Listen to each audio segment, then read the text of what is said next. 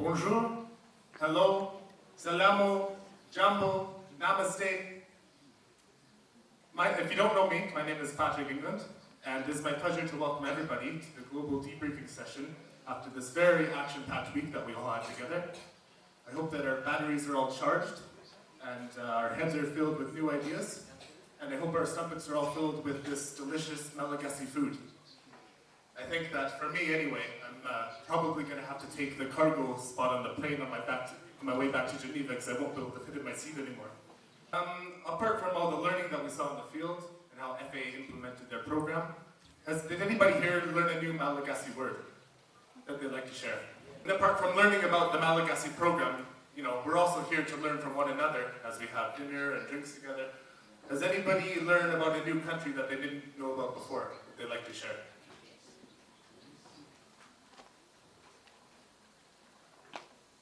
Hey? Is it mio Togo? Reflections or comments. But before we begin, we would like to have a very, very warm thank you to our Malagasy hosts from the FAA program. I'd like to invite all the staff from MCDI Madagascar to please stand up and be recognized, along with all of the staff from the sub-grantees, members of the PCM, and of course our host from the Ministry of Water that made us feel so warmly welcome and home in Madagascar. Now, for those of you who don't know already, they have a special clap here in this country. Alamaku, do we all know this one? How we did it? Well, we'll do a practice first. So, when I say Alamaku, you go,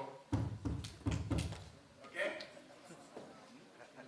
And then when I say Avril, you do 10 claps. And then when you go Avril, you do one big one. Okay, so are we ready? Okay, 1, 2, 3. Alamaku! Alamaku! Alamaku! Avril! Avril! Avril! Very well done. We are all Malagasy now.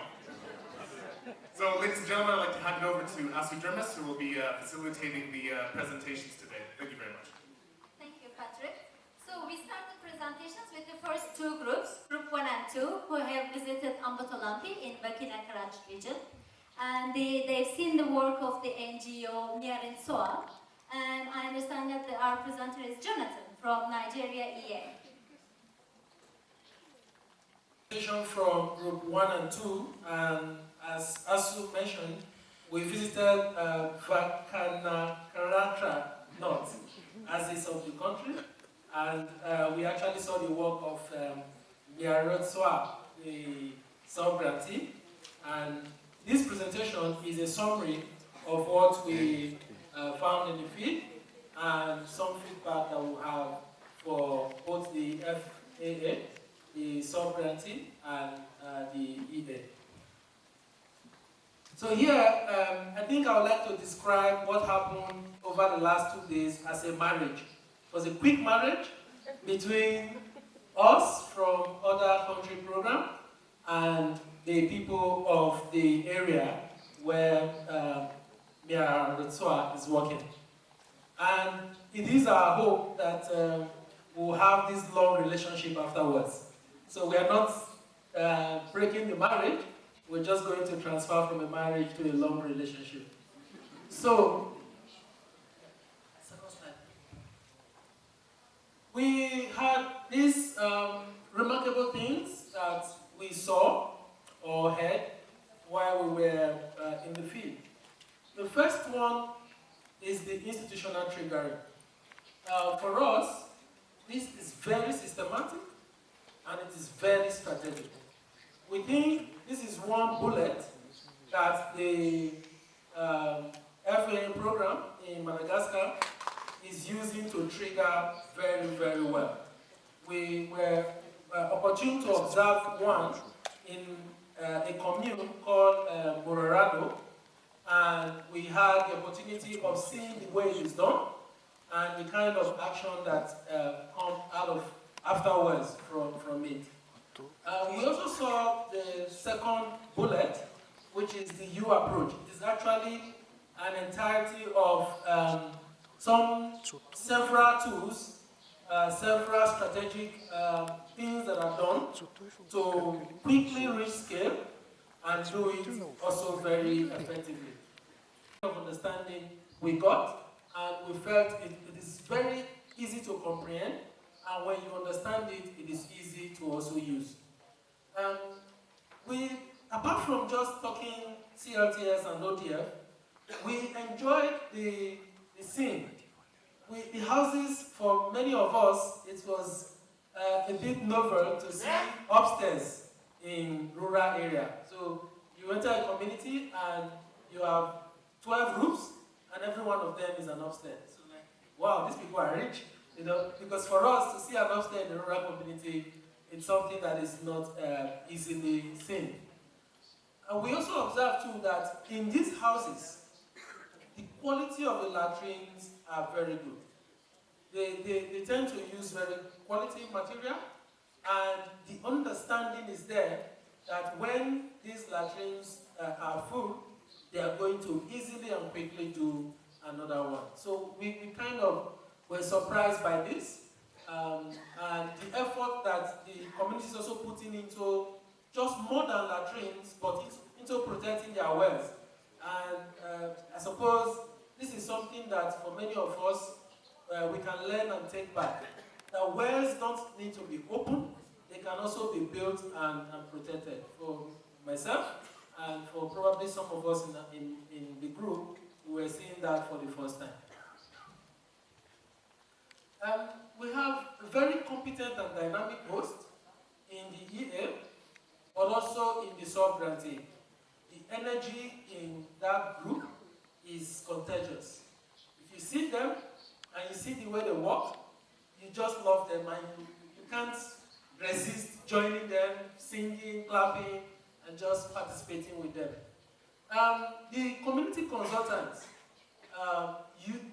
being used to support triggering follows that U approach that we were talking about before, but also it is also very significant.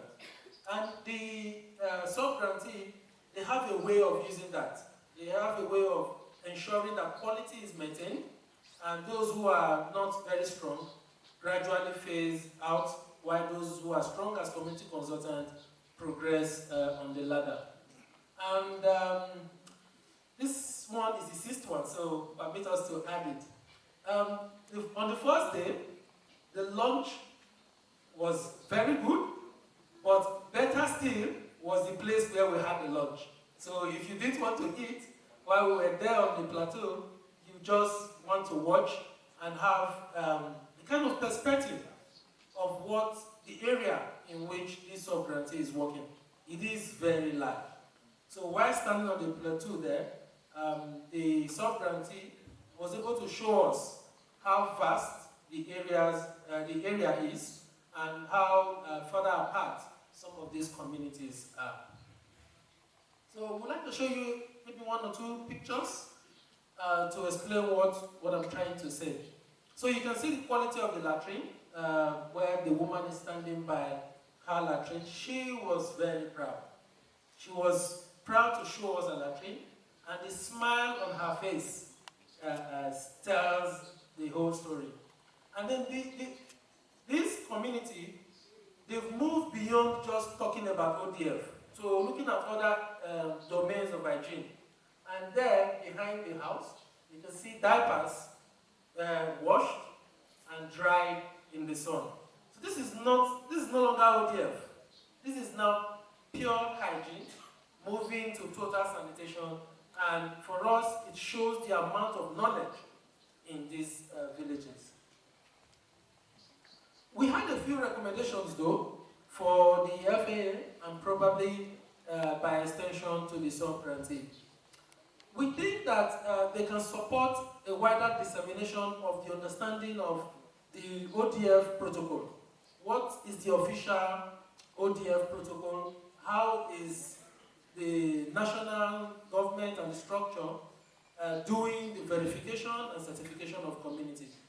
We know there is that guideline, But what wasn't so clear in the community was an understanding of that guideline. So we think that if the FAA supports to share this and make sure that everybody has an idea of what it's about, it will be very good for the program. We also think that they shouldn't be afraid to support the sharing of appropriate technology. I think the phrase that came out for us was choice is not imposing. So giving people the opportunity to know that they have a choice more than what they're already used to doesn't mean that you're imposing it on them.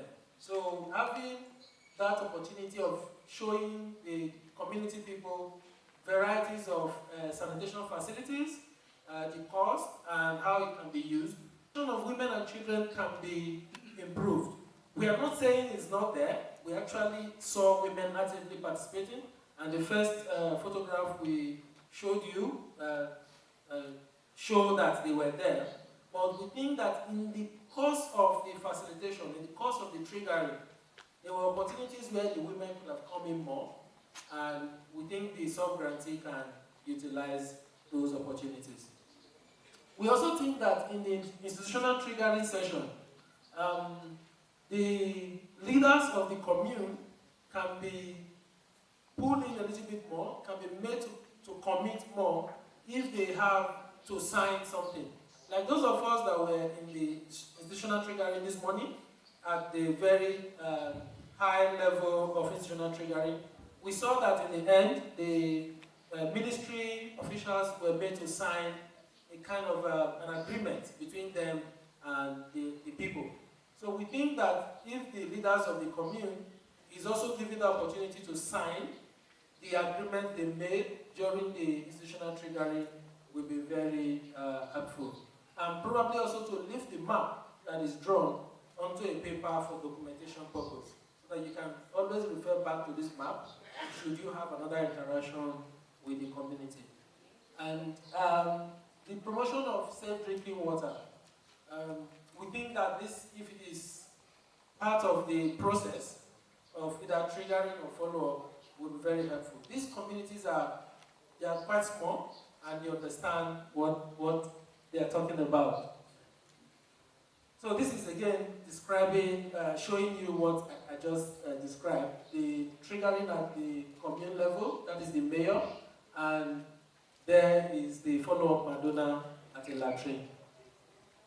So we'd like to close with a few suggestions, and I'll just go through this very quickly. That during next field visit, we should consider visiting fewer communities, but spending more time in the community.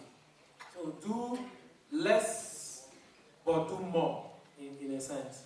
Then give community members, especially women, more time and opportunity to speak and lead conversation.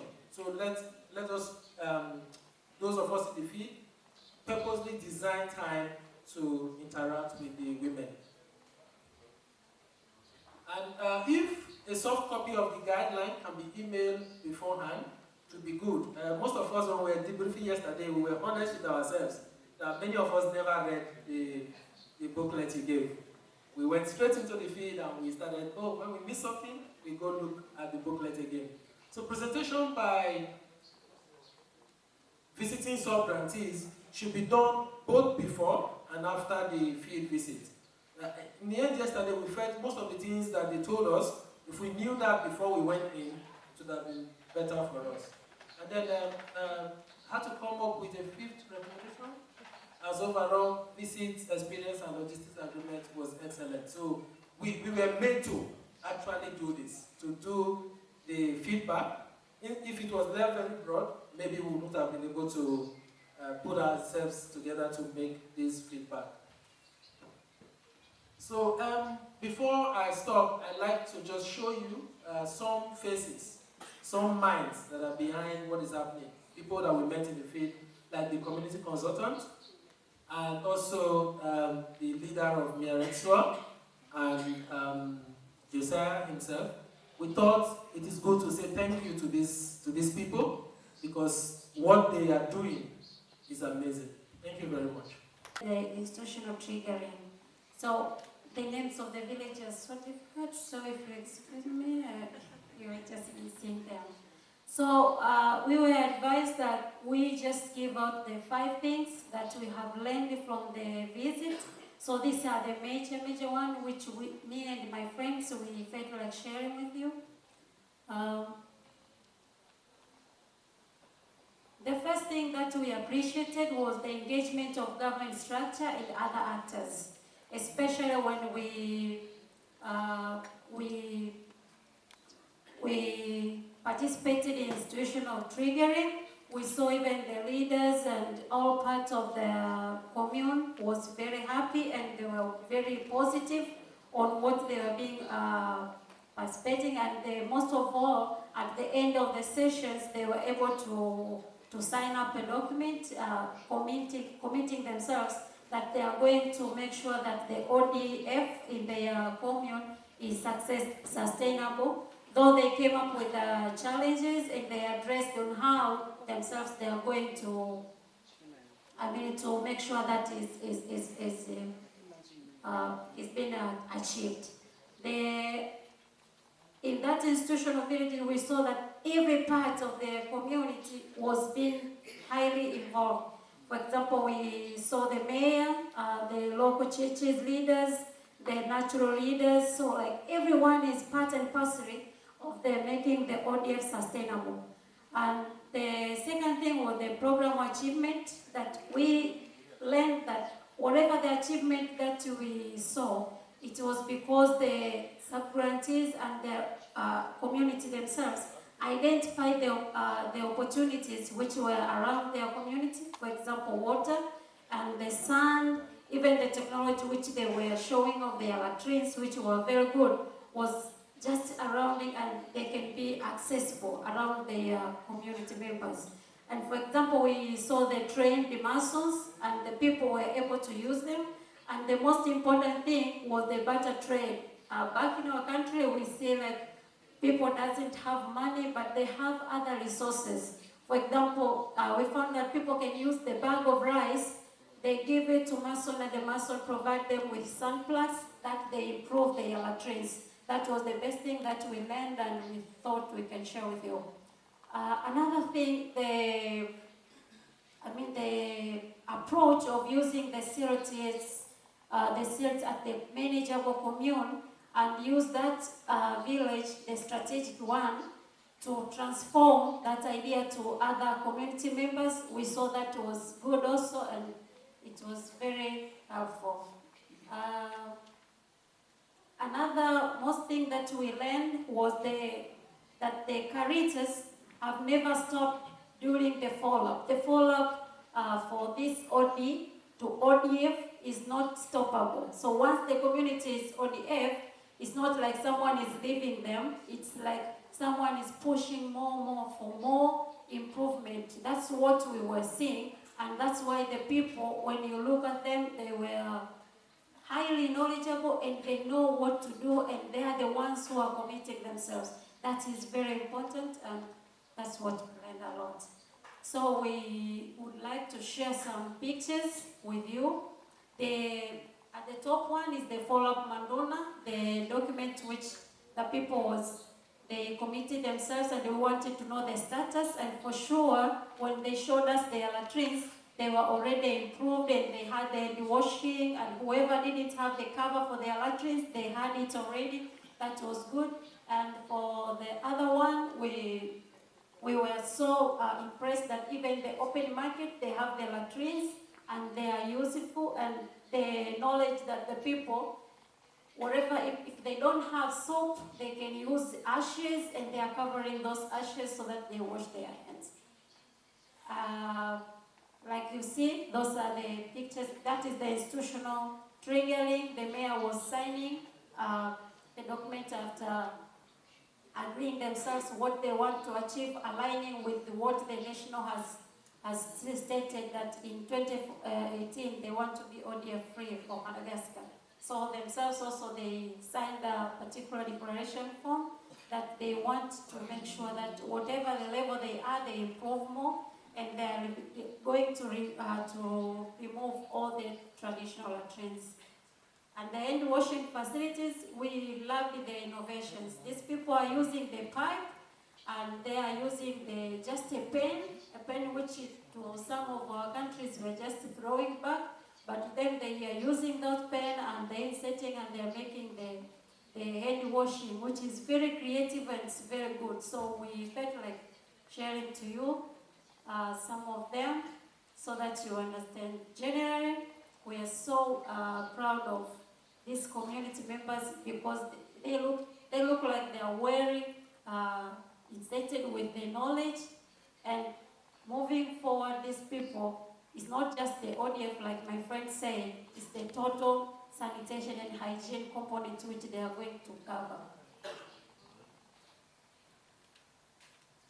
Yeah. Yes. We have some few recommendations to the team, like my previous fellow said, the clear guidelines for ODF protocol to be well published, because even with institutional triggering, we saw those leaders, they are really pushing up for ODF and for making sure that the people are living in ODF environment, but when you ask them if they're in a clear protocol like that, they are just saying we are giving them the word of mouth. So we thought that if we have these clear guidelines and we have like some sort of recognizing this community, this will lift more higher their spirit and they can reach higher. Another thing was the activities beyond ODF.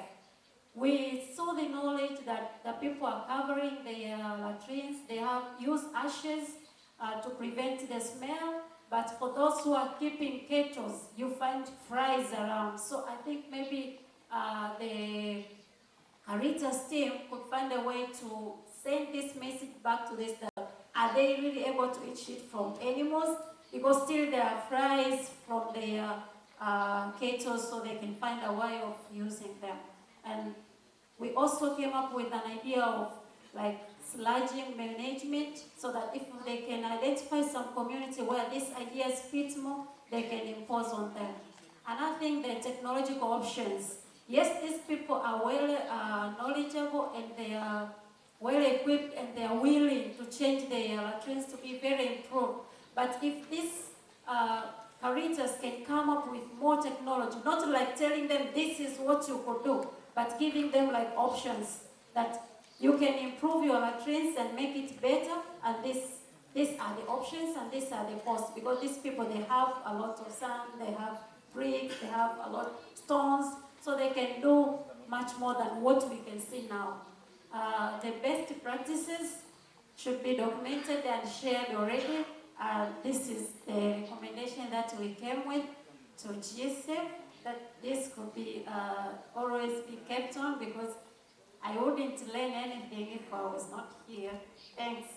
So the mode of our visit, like if our time, like the time we want to visit the commune, will be realistic and communicated well to the team, so that we visit these people and we have enough time to explore from them and them to explore from us, rather than just having a lot of community to visit and then you miss some more points. Perhaps if we could spend like a lot of time to one village, we would have been able to talk a lot rather than what we have spent.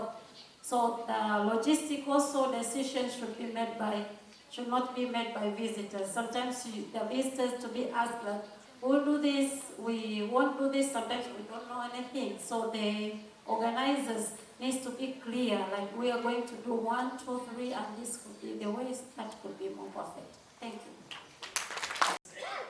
Et nous avons visité la région de Itassi, zone d'intervention de l'ONG Adama. Et donc, nous avons essayé de sérier les faits marquants en 3 thèmes, comme demandé. Donc, le premier thème, c'est avant et après FIDAL. Et donc, nous avons constaté au niveau du premier village que nous avons visité, la motivation et la demande de ce village, qui est un village à éducation à l'air libre, de l'accompagnement de l'ONG. Donc ce village est au fait un village non stratégique qui a été laissé, et c'est après que le village, même par rapport à l'évolution des autres villages aux alentours, il demande l'intervention de l'ONG. Le deuxième élément important, c'est que l'atteinte du stade fédal au niveau des lieux publics reste un défi.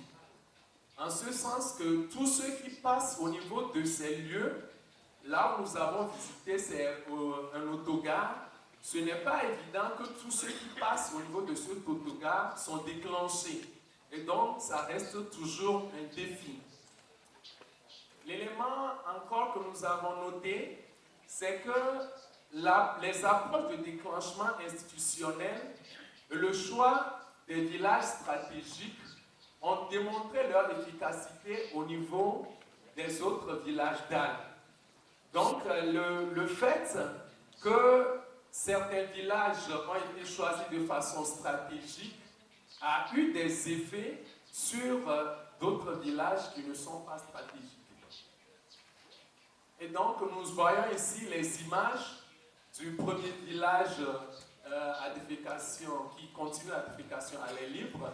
Et nous voyons quelque part le point fixe de défécation à l'air libre. Et la latrine du milieu, c'est une latrine d'un monsieur qui a écouté à la radio les émissions de l'ONG Adama et qui a construit sa propre latrine.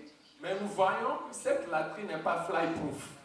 Et donc, ce qui voudrait dire que même si nous utilisons la radio comme un outil de soutien, le déclenchement communautaire reste de vigueur. Au niveau des approches novatrices, nous avons constaté sur le terrain une alliance stratégique entre les acteurs. Je voudrais parler des leaders naturels, l'ancien et le nouveau maire, les chefs Foutan, les services techniques, qui ont des compétences requises et qui supportent le mouvement. Donc, on a constaté qu'il y a un brassage, un lien étroit entre ces différents acteurs. Et ce qui était très important à noter aussi à ce niveau, c'est que le maire a montré son engagement au processus et il a même expliqué qu'ils ont les moyens pour accompagner le suivi sur le terrain. Et l'autre élément, c'est le déclenchement institutionnel. Donc, nous avons eu à suivre ce déclenchement institutionnel au niveau donc, du district. Et nous avons constaté là une acceptation collective et un engagement public. Et nous avons aussi constaté que ce déclenchement permet donc à la communauté tout entière de s'engager, mais cela encourage aussi la redevabilité. Et donc nous avons ici l'image de déclenchement institutionnel, et nous voyons le maire, le nouveau maire. Il y a aussi l'ancien maire qui était présent, et le nouveau maire qui est en train de nous parler de comment ils sont en train d'accompagner le processus. Le troisième thème, c'est au-delà de la fédale. Et là-bas, nous avons retenu que le statut ODF constitue une porte d'entrée pour toucher d'autres aspects de l'hygiène. Parce que nous avons visité un village où les gens, le village est ODF, et les gens ont commencé par améliorer ou du moins par construire des douches. Et ça, nous avons constaté que c'est un élément très important, quand bien même il reste beaucoup de choses à faire à ce niveau, parce que beaucoup n'ont pas encore de douche, et nous avons aussi trouvé des déjections des animaux dans le village. Ce qui voudrait dire qu'à ce niveau, il est important de voir l'hygiène de façon holistique. Prendra en compte, en dehors de l'ODF, du statut ODF, l'hygiène alimentaire, l'hygiène vestimentaire et l'hygiène au sein du village. Et le huitième élément que nous avons noté, très important, c'est le déclenchement pour le passage à l'échelle, qui met un accent très important sur le renforcement des capacités pour le changement de comportement, mais aussi engendre en même temps l'amélioration des infrastructures.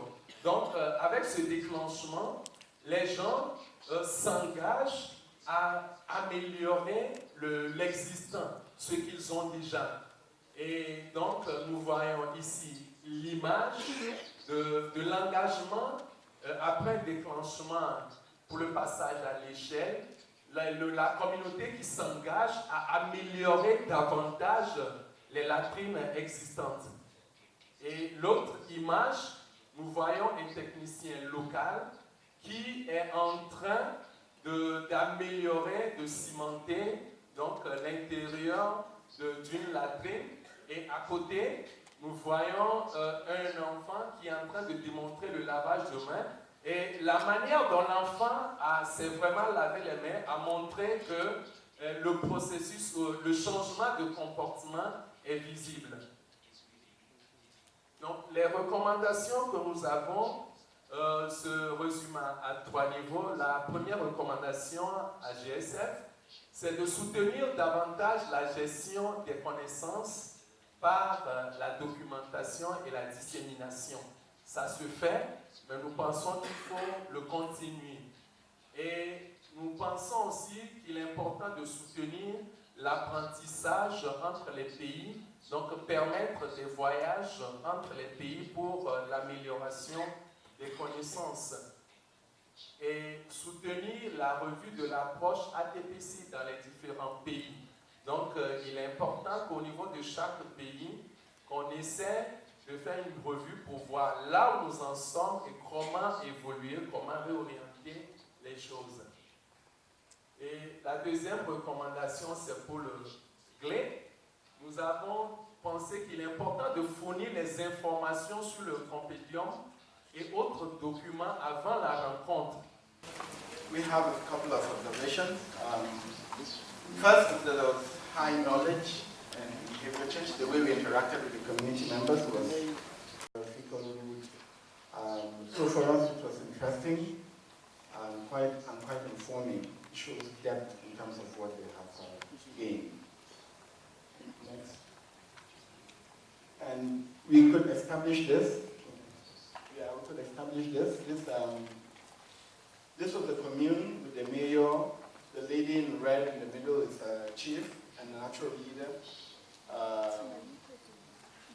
The man on the far right is a community engineer, but we had a session with them, and this was after we visited their homes and seen what they've done. We now met at the separate center and had this interaction, and it was profound what was coming out. It wasn't just they told us to do this, but this was part of their lives. Second observation,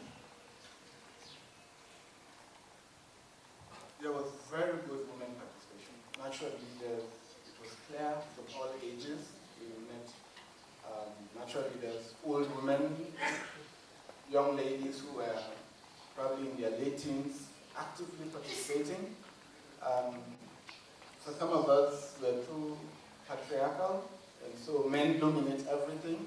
But to come to a community and find women taking the lead, it's a good example. Here, just discussing with this community, there's 2 persons that came out to display their maps, their ladies. It was quite, they took us around, they were explaining things, the progress they're making, and it was good. We found functional hand washing stations everywhere, different types. Hand washing was part of the culture there. Hand washing with water and ash. Ash was quite dominant. And for us, we think that this is commendable and impressive. But in this case, I mentioned different styles, so quite some learning for us to take home.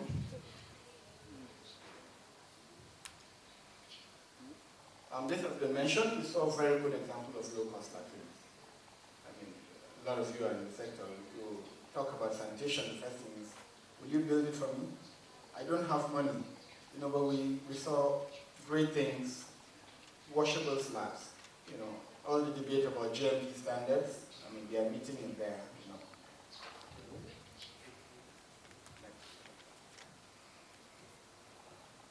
We visited an open defecation community, and we visited 3 open defecation free communities. The dynamics within the community was informing. The ODS communities acted empowered, they interacted. The OD communities were dependent. They were looking forward. They were not saying this is what we are doing for ourselves. They were looking forward to getting something. So this goes back to issues about empowerment. CLTS is empowering and it's evident from these communities. Okay, so our recommendations. So we saw a lot of use of hand washing with ash. We think that beyond just ash, we need to encourage FAA to move to the next level, to begin to encourage the use of hand washing with soap. We also think that soap making, local soap, can be a source of income, so we really like to encourage them to begin to think of soap making in the local context. Secondly, FAA and the PCM, it would be good to think about the exit strategy. What happens at the end of the program? How can we institutionalize all these good things? We've seen very strong community dynamics, but there's a disconnect, you know, from the commune down. So it would be good to begin to institutionalize this. Natural leaders, washcoms, natural leaders, what's the link? Can these become part of the structure of the decentralization? For the GSF, we think it's time to begin to think about water supply, and our recommendation would be begin a step-by-step approach where you engage with other players who would bring in water supply into what we're doing in the GSF country. The GSF program. Next.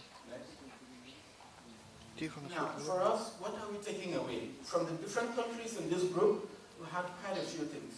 Different persons, different countries mentioned what they would like to take away. So quickly, someone from one of the countries is saying that he's seen that it's possible to have 100% washable latrines and hand washing facilities. He's taken that back. That's his key learning. Alignment between EA, sub-grantees, and communities. There's been a lot of friction in some other countries. We're seeing good alignment, and it's possible. The passion and commitment of field staff, that is something we're taking, members of the group are taking away. Institutional triggering at different ministries, that's something we'd like to take back home and integrate into what we're currently doing. CLTS is an incredible and powerful entry point for rural development. Not just ending open defecation, but we've seen that it's taking people to other aspects of their own development. Women leadership, follow-up Manduna, the role of PCM, improving it, community solidarity, having a common enemy, open defecation, and I've found here, I don't know if it's a translation, but the use of the word fight against eating shit, you know, I personally never thought it was a war. You know, I didn't think of it that way, but I'm going back knowing that if it's a war, my stance is different, wouldn't it? It's not a game of football, it's war, so I have to be on guard, I have to treat it differently. So for me, that's my take home. And government ownership and replication, we've seen where the government needs to take the charge. They need to own the program, they need to own the process, and it's part of the decentralization. School-led total sanitation should be incorporated into the program. It triggered a lot of new thinking for all of us, lots of new inspiration that we can take home back to our countries.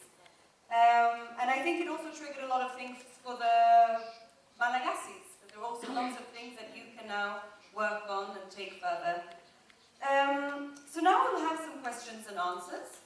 It will be mostly around the field visits, because you will still have time to interact with the EA or with the sub-grantees or people from the ministry over the next few days. So let's try to keep this really about what we have seen in the field. And if there is something else that you would like to take up, you can always go and find that person later on. And also remember that we have all of the sub-grantees represented in the next room, where you can also ask them lots of questions later on. So you can basically ask anything about, it doesn't have to be a question, it can be a reflection, an observation, something that you want to know more about. So, yeah, the floor is all yours. Any questions? Feedback from all the groups. I think I picked from the last presenter a very peculiar recommendation about promoting the use of soap. And when I reached the field, literally I thought the community was using ash because they cannot actually afford soap. Did any other person think so? Did anyone think so? Probably. But when I tried to inquire why do they actually use ash and not soap, two explanations were given. One was that surely sometimes they are unable to afford soap. The second one was that soap attracts animals that can come around and actually destroy the hand washing facilities. So I think the community is well aligned with their action. I want to thank the communities that registered for that. I have seen something that is of good advantage for us to take back to our counties. The alignment with the religious structures at community level. In my country, I think the Muslim community is around 30%, and the Christian community is around 70%. And I think there is a very big advantage for Madagascar in the area of alignment along religious structures. They are doing a lot of work. I had one of them quoting the verse from the Bible, Deuteronomy, something that humbled me. And I think it equally humbles the community when you quote verses from the holy books. And they will know that this is a fact. If the Bible talks about ordeal, who are you not to move with it? So I think these are really very good innovations. I don't regret coming to Madagascar to learn all of this, and I think I will have to learn more. Thank you. By commenting on the peculiar issue that my colleague observed there, we had the same discussion in our group with regard to use of ash and salt. And it was the same observation that amongst all the households that we visited are using ash, which was commendable. It was fantastic indeed. Almost all the households are washing hands with ash. But then we say, as Nathan said, that's a starting point. We may actually encourage the communities to move a step ahead. That's the use of soap.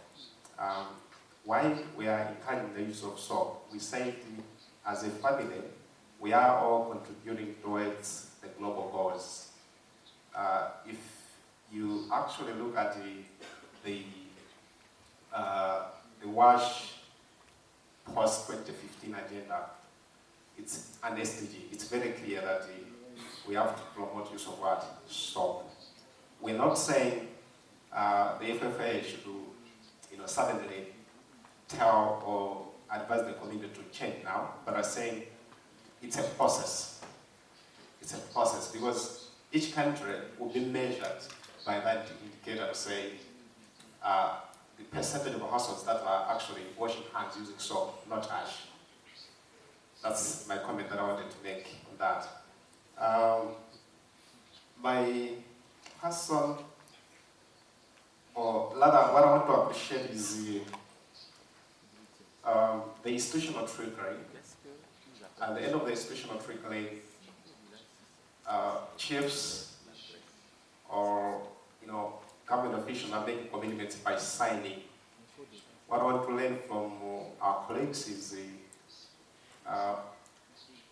what mechanisms have we put in place as a family now to make sure that those commitments that have been made are really met or fulfilled, and if, for example, they are not made at a particular period, what comes next? That's what I want to appreciate from all of us here.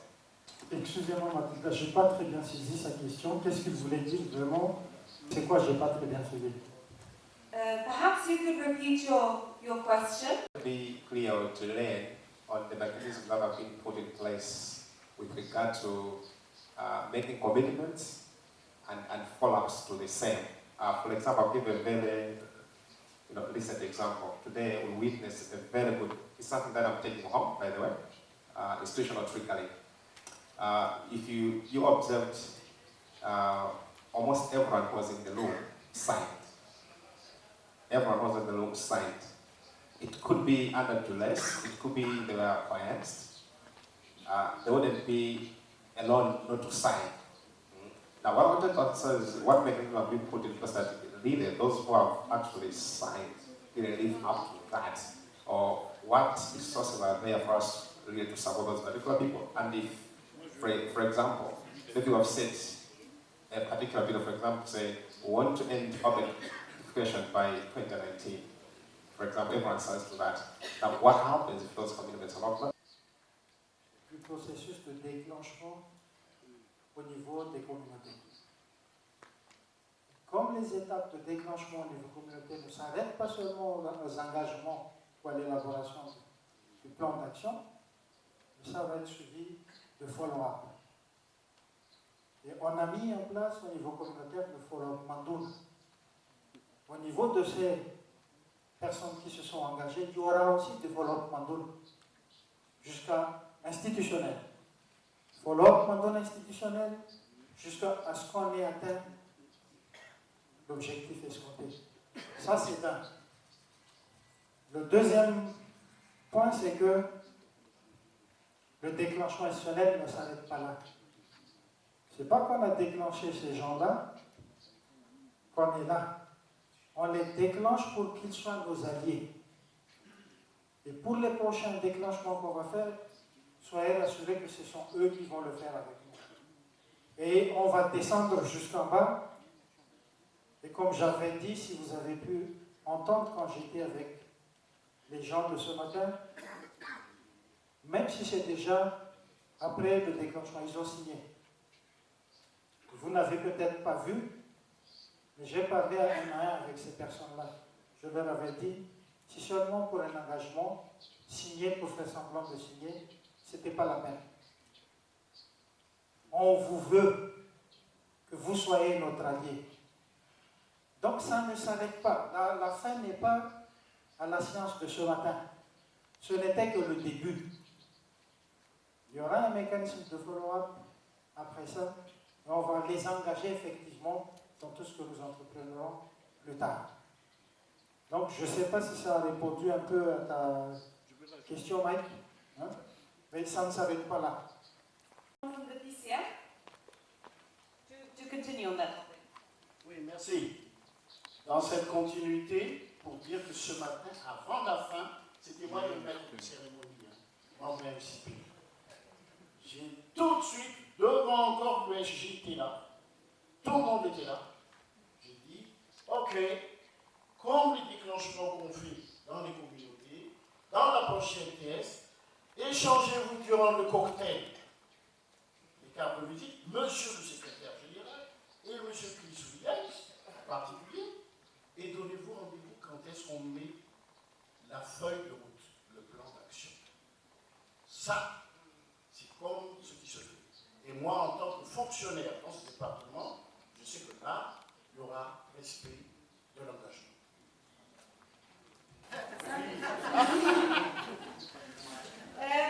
Okay, we had one question here on the front row. For all the audience groups for good presentation. I have one question regarding the public toilets in the market. In India, we find very difficult task to manage and maintain the public toilets, especially in rural areas, without pay and use system. I wish to know about here who builds the toilets and how they manage and maintain the toilets, public toilets. C'est la commune qui est le maître d'ouvrage des infrastructures publiques. Construire, donc le financement, ça dépend. Ou bien ça vient de la commune elle-même, la commune. Ou bien ça vient de l'État, ou bien ça vient de d'autres financements dedans. Qui vont gérer les infrastructures publiques. C'est à la charge de la commune qui délègue avec des délégataires de services. Donc ça c'est le système qui est mis en place dans notre code de l'eau, de l'assainissement et de l'hygiène. Donc c'est pas plutôt au niveau communautaire, c'est la charge de la commune elle-même. Donc c'est eux qui financent la construction, c'est eux qui se chargent de l'entretien à travers des délégataires de services. Donc pour notre cas, en milieu rural, je pense que notre déclenchement institutionnel au niveau département ministériel, peut-être d'ici 2 ou 3 ans, on aura quand même un des budgets suffisamment acquis pour permettre de mettre en place ces infrastructures, surtout de financer l'institutionnalisation de notre CLTS, la pré-ODF. J'avais 2 craintes par rapport à 2 recommandations. Et la première crainte a été abordée par 2 amis. Ça concerne l'utilisation de la cendre. Et à mon avis, je pense que la cendre joue le même rôle que le savon. Et dans nos communautés, au Togo par exemple, c'est avec la cendre qu'on prépare les savons. Et donc si la cendre peut contribuer, peut jouer le même rôle que le savon, je pense qu'il faut faire attention et ne pas vouloir amener les gens à utiliser le savon. Et quand les gens n'ont pas les moyens pour acheter le savon, ils vont se laver simplement avec de l'eau. Et donc, au moment du déclenchement, je pense que les communautés elles-mêmes disent ce qu'on peut utiliser pour se laver les mains. Ils citent l'eau, ils citent le savon, ils citent la cendre, ils citent l'oignon, ils citent beaucoup de choses. Et donc, ce que chacun a, il l'utilise. Je ne suis pas contre l'idée de savon, mais je pense que nous n'allons pas vouloir l'imposer, ou du moins, il faut vraiment aborder la question de façon très stratégique. Sinon, on risque d'avoir des gens qui risquent de se laver sans le savon. Et le deuxième élément sur lequel je voudrais intervenir, où j'avais aussi une petite crainte, ça concerne le choix, la proposition des technologies. Dans une des recommandations, il a été dit qu'il n'est pas le fait d'exposer ou de montrer les choix technologiques n'impose pas la personne de le faire. Certes, on ne l'impose pas, mais à mon avis, ça tue l'ingénierie locale à certains moments. Parce que ce qu'on introduit, les gens veulent aller vers là, et s'ils n'ont pas les moyens, ça crée des problèmes. Et l'autre élément aussi, c'est que les gens ont quelque chose à partir des matériaux locaux. S'ils peuvent l'améliorer et accéder à un autre niveau de l'échelle, je pense que c'est très important. Donc, c'est des inquiétudes que j'ai voulu vraiment partager. Merci. Par rapport à ce que vous avez dit, que la cendre joue le même rôle que le savon, en fait, étant médecin, ce n'est pas exactement la même chose. Hein. La cendre, c'est juste le rôle de frottement qui aide à nettoyer les mains. Mais le savon, la différence, le savon, ça plie les virus. Donc c'est mieux. C'est l'OMS, l'Organisation mondiale de la santé, qui recommande c'est par rapport au virus que le savon est mieux. Mais le message à passer, c'est s'il n'y a pas de savon, il faut utiliser les cendres. On ne va pas leur dire arrêtez d'utiliser les cendres, mais le savon, par exemple pour la poliomyélite, pour les virus, donc c'est Sanitation hygiene. Jonathan, would you like to respond to this? I probably will want somebody from the group who actually had Like what has been happening in the communities is commendable in Madagascar also and in all countries maybe. So, but what like the concern is regarding the sanitation ladder. We now we are slowly moving towards the sanitation ladder, and we have the commitment of SDG by 2030. So if we cannot accelerate this sanitation ladder, our commitment to SDG may fall back. So what may be the tools and techniques that we accelerate the sanitation ladder to meet the SDG 2030, because we have only 14 years left? The study conducted in Bangladesh by a scientific institution which shows that contamination is still there even if it was the hand with us. So it is highly recommended that because microbacterial contamination remains there, so it is always recommended to use the soap. And this is a scientific study. And this study done with 20 women who wash the hand only with water, with soap, with ash and with mud. So the best result was in soap, and all others wash was having a contamination. À répondre à l'explication de Madame le directeur par rapport donc le rôle de Sandra en tant que chef des services de santé et environnement et de technicien en assainissement et génie sanitaire, environnementaliste de santé publique. Les Sandres donc a deux rôles très importants dans le lavage de main. À part de frottement, il est aussi donc de jouer un rôle de stabilisateur et contre les odeurs. Si vous constatez, d'après notre visite, si la communauté met donc le cendre dans la quantité importante dans la fosse, donc nous sentirons des odeurs. Donc ça a le rôle de stabilisateur, de lutter contre des odeurs désodorisantes vient de la fosse. Voilà donc le premier rôle de Sandra. Et il y a par ça, donc il est aussi donc de stopper le processus de décomposition, de diminuer la teneur en eau de matière fécale dans la fosse et de diminuer la quantité de matière fécale dans la fosse aussi, parce que s'il y a diminuer la teneur en eau de matière fécale, donc ça diminue aussi donc la quantité de matière fécale dans la fosse. Voilà donc le rôle très important et le mouche ici.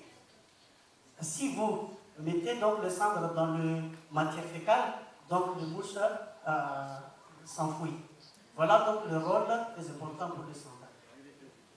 La durée de vie de la trine aussi, donc, parce que ça diminue l'humidité de la fosse et la diminution de la qualité de l'eau, donc ça dure très longtemps, donc notre fosse qui est normalement, donc la norme c'est à 2 mètres de l'auteur de la profondeur de la fosse. Donc Les cendres, donc, ça joue un rôle très important pour la fosse et la vache publique. Voilà. It's gone beyond, but one thing we should know, okay? If you are talking about climbing the ladder, let us climb the ladder in all aspects, okay? Why don't you climb the ladder even in hand washing? You see? Climb the ladder in hand washing, climb the ladder in sanitation facilities, climb the ladder even in the prayer. We are moving away from analog to digital. If we remain with the ash only, we shall remain analog. Now, once you have achieved all this, I think it's the opportunity to give the community the available options. Okay? Once you have achieved all this, give the community options to choose from, because sanitation is dignity. At the end of the day, people will be able to what? To achieve that dignity. So that's the argument on ash. As far as ash is concerned, I have no problem with the ash in the toilet. Let it do its work. But this side, we need to clear the ladder. Okay? Now, the other aspect I wanted some more clarification is the linkage, the relationship, the coordination between the EA and the sub-grantees. It is not coming out clear. How does the EA work with the sub-grantees? Because you know the field have not had any linkage between the sub-grantee and the EA. Then, lastly, is there a relationship between the sub-grantees? Is there a peer learning between the sub-grantees, or each sub-grantee is on this or at all? Les échanges sont passionnants. C'est bien dans toutes les différentes propositions. J'attire tout simplement l'attention à ce que on est dans un processus. Pour nous, pour le moment, on est dans un fil conducteur CLTS. Donc, donner les options, oui, mais donner les options de façon CLTS. C'est-à-dire, il ne faut pas dire, voilà les options. Si on fait comme ça, on détruit l'idée de CLTS là-bas. Ça veut dire quoi? Que moi, je veux que, quand on donne les options, c'est peut-être important d'identifier des outils de déclenchement pour les options. Donc, si les autres pays ont ce genre d'outils, par exemple, voilà une option technologique, et que vous avez pas seulement donné comme ça, hein, mais déclenché cette introduction des options. Si vous avez cet outil, je pense que c'est intéressant de le partager pendant cet événement. Ça, c'est un point. L'autre point, s'il y a trop d'hésitation entre les... bon, il y a des défenseurs de lavage des mains avec du savon, il y a des défenseurs de lavage des mains avec du sang. Pourquoi ne pas mener une recherche sur ça? Maintenant, et on va voir. Ça, c'est les deux points. Maintenant, il a posé la question. L'autre question, c'est comment les aïeux et les amours travaillent ensemble. Je ne sais pas ce que... tu viens de quel pays? Ouganda. Ok. La seule façon qui différencie Ouganda et Madagascar, c'est que vous avez l'AE, ministère de la Santé. Et j'étais là pour appuyer un peu sur la mise en œuvre, sur la revue de CLTS dans votre pays. On travaille ensemble, ça c'est vrai. Nous sommes les responsables de la gestion, surtout gestion programmatique et gestion des fonds. Et maintenant, on inverse un peu notre façon de parler, notre façon de voir les choses. Eux, ils sont nos professeurs. Ça, c'est le premier point. Parce que nous apprenons de nos communautés. Et notre première communauté qui est en premier contact avec nous, ce sont les agences d'exécution. Ce sont nos professeurs. C'est eux qui nous apprennent, les sub-grantees, c'est eux qui nous apprennent surtout les aspects techniques. Si on parle par exemple de follow-up monitoring qu'on est en train de mettre en œuvre, d'étendre partout, même dans le monde, Ça, c'est une agence d'exécution qui a, apparemment, une agence de mise en œuvre, un subgrandi qui a développé ça. Et on a vu ça, ça marche. Donc, eux, ils sont notre professeur, ça, c'est le premier point. Deuxième point, nous sommes leurs gestionnaires. C'est-à-dire, même s'ils sont nos professeurs, on ne s'écarte pas de notre rôle de gestion. Ça, c'est le deuxième point. Et troisième point, nous sommes de la même famille. Ça, c'est la dynamique entre nous. On est de la même famille. Et je vous dis, ça, ce n'est pas notre travail, ce qui est en train de faire. Ce n'est pas notre travail, ça. Ça, c'est notre vie. On ne travaille pas pour ça. On vit pour ça. Vous pouvez demander à ces gens-là, on vit pour ça, pour ce programme d'élimination et d'éducation à l'air libre. Parce qu'on sait qu'aucun malgache ne veut pas manger de la merde. Et nous voulons contribuer à cet effort. Ça, c'est la relation. Est-ce qu'il y a des partages entre nous? Nous tenons chaque année un atelier de partage entre les agences de mise en œuvre et nous, qui est le NCP. Donc, ça, c'est un atelier annuel avec des pratiques. C'est comme ce que nous sommes en train de faire là. Et juste après ça, on planifie le travail pour l'année prochaine. C'est comme si on est en train de planter le raisin. Donc on plante le raisin, ça pousse, mais il faut enlever les gourmands après. Et c'est eux qui nous apprennent à enlever les gourmands. Là où ça ne marche pas, et on laisse là où ça marche. C'est un peu ça notre interaction. Merci. Merci. Je ne veux pas parler des relations sur le plan gestion et utilisation des subventions, mais plutôt sur le plan technique.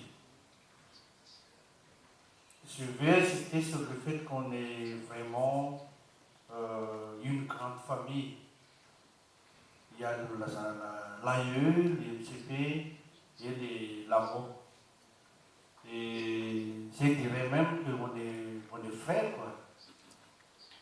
On est frères et on travaille ensemble, on essaie de partager les problèmes et on essaie aussi de partager les bonnes choses. Et ce qui est important dans tout ça, c'est cette confiance et cette collaboration entre les deux, les trois. Et c'est très important dans le bon déroulement des choses, puisqu'on n'a pas senti qu'ils sont là pour gronder les amours. C'était le contraire, on est là pour s'entraider, pour faire avancer les choses, pour faire avancer les mouvements. Merci. Ajouter quelque chose? Merci de m'avoir passé la parole. Il est bien dit à Eugène la vie des hameaux avec l'échange des hameaux avec l'AE, mais je voudrais seulement prouver que l'agence de mise en œuvre était comme vous le voyez, la roue d'une bicyclette. Nous étions 37 agences de mise en œuvre reparties dans Madagascar. Et l'agence de mise en œuvre était le point central, le moyen là, avec les rayons du bicyclette qui entraînent la connexion entre tous les hameaux et les essences se font mutuellement entre les hameaux. Et voilà, rapidement, pendant chaque année, le moment de partage à la fin de l'année d'exercice sera une merveille. Et on voit plusieurs innovations et c'est un événement avec les rayons du bicyclette entre les 37 agences de mise en œuvre, l'agence de 27, et c'est l'agence de mise en œuvre qui est au centre, fait connecter tous les hameaux mutuellement. La raison de cette question, la relation entre l'AE et les amours à Madagascar. Comme je sais que vous êtes tous très intelligents, je me suis demandé est-ce que c'est une question piège? Qu'est-ce qui trame derrière? Mais j'évite de répondre directement, mais ma façon de répondre à cette question, c'est de dire ce qui nous lie, c'est le mouvement de lutte contre la défécation énergétique à Madagascar. Ça en dit beaucoup, ça en dit même trop, et on est dans le même mouvement. On est dans le même mouvement à Madagascar. C'est ça qui nous lie. I want to clarify this because the first group that presented mentioned that they observed significant use of community consultants in their group, and none of the other groups mentioned such consultants. Are these community consultants the same thing as the natural leaders, or they are different? They are not the same. Are they staff of the sub-grantees, or they are members of the community, engaged by the communities? So I just want to clarify. And who pays them as consultants? En communautaire, c'est dans le cadre du CLTS même, c'est le principe du CLTS. Ce sont des leaders naturels évolués. Comment ça? Vous savez déjà, le leader naturel, ce sont des personnes qui s'émergent lors des déclenchements, du follow-up et tout ça. Et après, ils arrivent à mener leur village au statut ODF. Et après ça, ils ont la volonté de continuer à avancer sans forcer, sans donner des frais ni des salaires. C'est leur volonté même. Donc, quand ils arrivent à réaliser un autre ODF à part leur village, c'est à ces stades-là que nous les appelons consultants communautaires. Et jusque-là, comme je disais tout à l'heure, c'est leur volonté, c'est du bénévolat. Et après le stade qu'ils arrivent à passer plusieurs villages EDF, c'est-à-dire ils travaillent avec le technicien, les accompagnateurs ou les facilitateurs locaux, c'est là qu'ils auront une sorte de prise en charge per diem après une réalisation d'ateliers de renforcement de capacité ou des choses comme ça. Et aussi, on se réfère surtout à leur propre réalisation en termes d'ODF. Voilà, en général. En fait, c'est la question sur la relation entre l'AE et les amours, ça réveille mon esprit. Et je voulais dire, on doit aller au-delà de cette relation AE-amour. C'est AE, amour, communauté, gouvernement. Parce que nous parlons de pérennité. Aujourd'hui, un jour viendra, il faudra que MCDI quitte le terrain. Mais il faudrait que quelqu'un continue à travailler. C'est vrai qu'on a le cadre institutionnel au niveau communautaire, mais il faut que le gouvernement joue son rôle de leadership et de continuer à travailler. Et nous, notre expérience au Togo, où moi-même je ne croyais pas, je crois maintenant.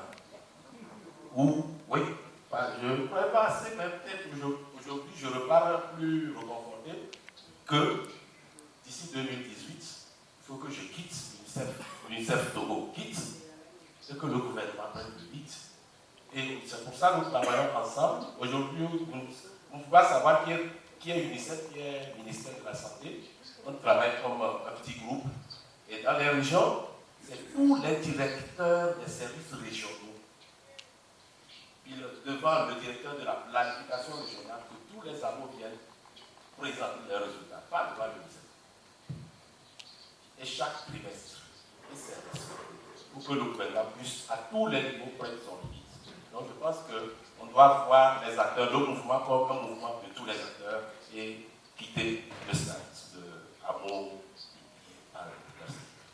Je voudrais rebondir sur une recommandation qui a été faite par les groupes 5 et 6, je crois, pour mon ami Togolais, rapporteur, et interpeller le GSF aussi. En fait, si on regarde bien, l'agenda qui nous est imposé souvent pose problème parce que c'est trop chargé. En fait, toutes ces questions que nous sommes en train de discuter, nous les avons posées en groupe, mais on n'a pas pu les finir parce que tout simplement, l'agenda était chargé et que chaque fois, on était pressé, on nous disait on a 5 minutes, on a 10 minutes parce qu'il y a d'autres activités qu'il faut faire. Et certains aspects même sont tronqués ou bien mis de côté parce que tout simplement, le timing est très chargé. Je m'imagine que les gens qui ont quitté aujourd'hui même le field visit et venus directement à la cérémonie, venir ici aussi pour assister au débriefing, sont en train de dormir ou bien sont en train de faire quelque chose parce qu'ils sont fatigués. Et cette recommandation, elle revient à chaque fois qu'il y a rencontre GSM. Ça, je me rappelle. Donc, vraiment, on interpelle le GSM pour revoir la forme de l'organisation. C'est vrai que nous ne sommes pas en tourisme, nous sommes venus pour apprendre, mais pour apprendre aussi, il faut être un peu à l'aise et avoir le temps d'ingurgiter, mais aussi de, au moins, prendre tout ce que vous voulez prendre et savoir ce qu'il faut faire. Merci. I think yesterday we had a very good debate in our team. I think it was group 3 and 4, and I was again seeing this come up in group 1 and 2 regarding the ODF strategy. And I think it is this needs to be picked up by PCM together with the government to ensure that this thing becomes very clear for everybody, including the implementers. One thing again that I observed, because again one of my friends said just take the steps, the ladder, was I was not able to see how communities are using the magical opportunity of sun rays. Because when I went to very many households, about 4 or 5 of them, I entered into their kitchens, and luckily I was also able to see how they keep their utensils. And I was wondering, if we clean our utensils in such rural communities, how is it that we were not able to see at least a few of them using, drying their utensils in the sun, while we know very well drying the utensils in the sun can really achieve a lot in terms of hygiene. We saw these utensils kept in the dark in the kitchens, and I don't know whether this message is with very good people called community facilitators. Thanks to the whole AA group. My question is, again, this is a caveat. There are 27 sub-grantees in the program, and of course I saw a sliver of one organization in only a few hours. But everything I've heard is very much the sub-grantees seem to be focusing on creating demand for sanitation. And I think that's doing really well. What I haven't heard too much about, and perhaps maybe it's not part of the design of the FAA, but on the supply side, that people are obviously, you're creating demand for sanitation. Does the program, in any way, through one or more or no sub-grantees, deal with the supply side of things, that is, to help people move up the proverbial sanitation ladder? Does the program have elements that try to address that side of the equation? Thank you. I'm Tanya Khan, and I was part of the group 7. We had a very interesting debate in one of our debriefing sessions when we visited some of the villages. The question was whether MHM should be part of the activities where GSF is working. And there was a lot of debate about GSF program did not have MHM put in as part of its component. But then we look at the SDGs, and the SDG talks about paying special attention to the needs of women and girls, and especially those of vulnerable situations. So we would look forward to as to how critical it is. I have an observation. It's really a highlight that hasn't been mentioned yet, that I really enjoyed. I'd like to congratulate the SG that we visited, Avril, for very cleverly making our visit into something that obviously we learned a lot from, but was also useful to both their work and to the communities that we visited. And I think they did that in two ways. One was in an OD community where the strategy was a bit different. It was using the visitors as observers, as a sort of pre-triggering exercise to start to stimulate shame. But also in the ODF communities where there was an opportunity, the opportunity there was taken to use it as an appreciation exercise for the achievements that the community had done, and also an opportunity for them to reflect on those achievements and how to take those forward. And I just wanted to mention that because I think it's a very good strategy. I think it's probably one that many people in their programs have come across and used.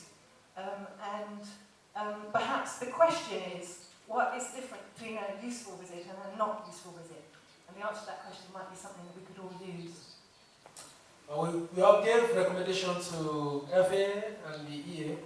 I think there was one recommendation that Josiah gave us yesterday.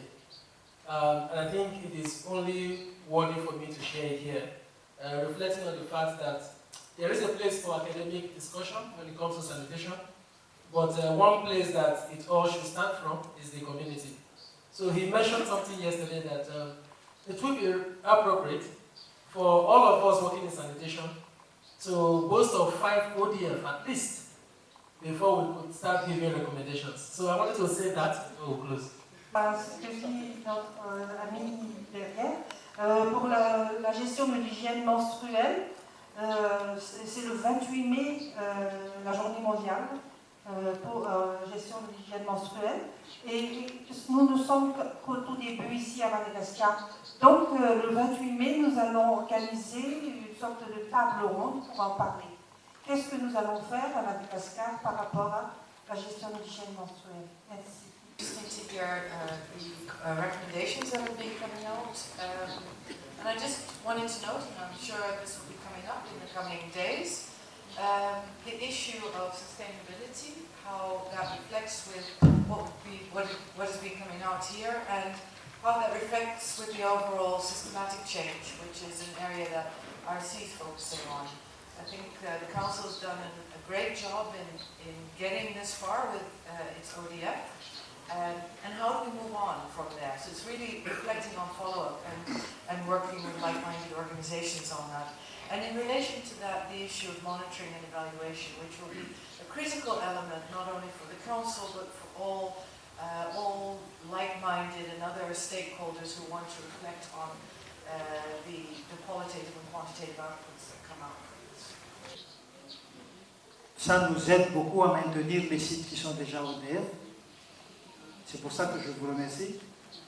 Ça nous aide pour ceux qu'on a déclenchés à aller plus vite. Et c'était des visites déclencheuses ou déclencheurs. Et pour ça, je vous remercie beaucoup. Donc maintenant, pour la suite du programme, on en finit là. Mamanco, Avril, attends pas.